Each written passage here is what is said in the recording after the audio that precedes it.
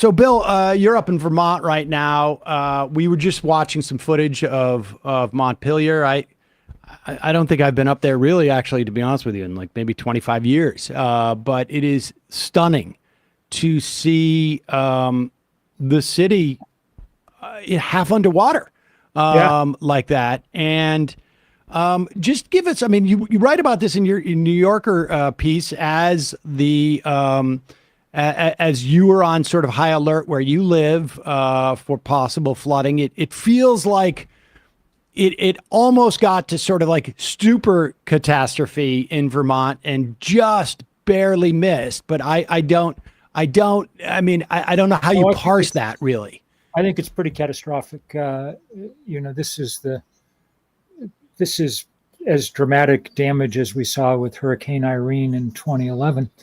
And in both cases, the same thing is going on. The North Atlantic is super hot, absolute record temperatures. And that just means the air can pick up huge amounts of water. And it has, and the water came streaming up the Hudson Valley and into Vermont. Vermont, places like it are somewhat more insulated from some of the effects of climate change than other parts of the world. It's, away from the ocean, and it's high enough latitude that we're not overheating. But it's a reminder that absolutely every place is deeply vulnerable to climate change. Vermont's particular geography, very steep mountains with narrow valleys in between, is a recipe for tough flooding. And that's, what's happened. It's tragic, but it's tragic everywhere around the world. Exactly the same thing is going on in Japan right now. They've had the worst flooding they've ever observed across southwestern Japan, many people dead. Same thing going on in parts of China, same thing. The list is endless. That's because we've had the 7 hottest days that there have ever been recorded on this planet, probably the 7 hottest days in the last 125,000 years.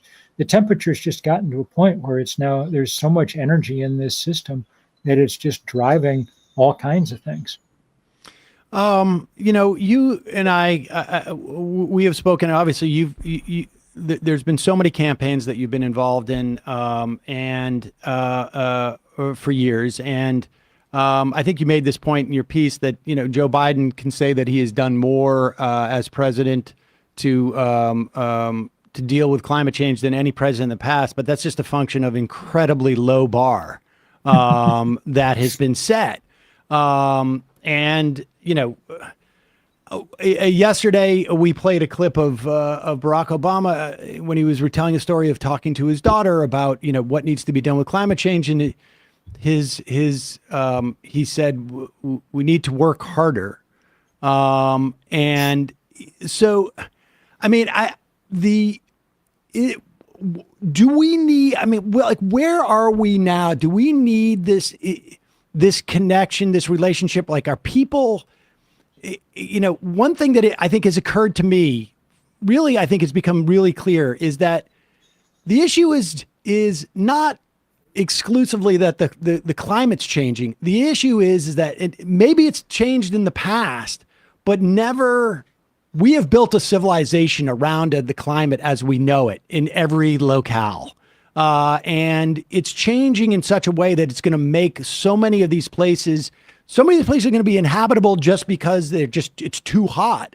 But it's not inconceivable that you'll have places where you cannot live because every 16 months or every year it floods out in a way that makes it this is the wrong place to be. We just chose the place based upon the climate that was, and now it's not that way.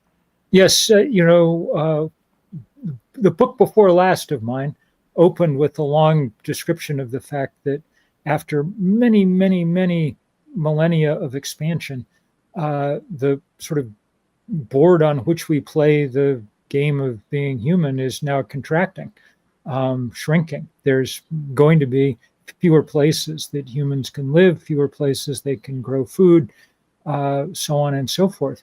And that's going to be that would be very hard in any circumstance But the fact that it combines with this moment of maximum political disintegration, nihilism, cynicism, lack of solidarity, whatever, makes it all the harder.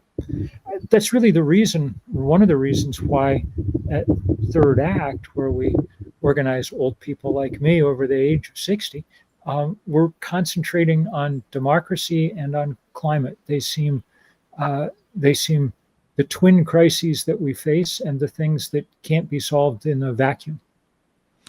Well, I mean, speaking about that relationship, like I can understand why our lack of democracy, and by this I mean in terms of not just from like an electoral standpoint, but in terms of responsiveness and an ability to sort of represent the interests of the broadest amount of people, limits our ability to respond as a society to climate change. Is it going the other way as well? Yeah. One of the things that rapid climate change is now rapidly producing are very large numbers of refugees having to leave their homes.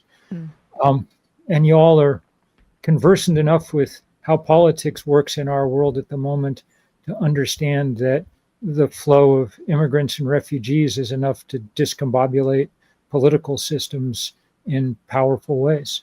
I mean, the Syrian civil war, in many ways, a climate-fueled crisis of its own, because it resulted in part from the deepest drought in what we once called the Fertile Crescent. That put 1 million refugees headed towards Western Europe, and that was enough to upend the politics of the entire continent, in ways that are still playing out.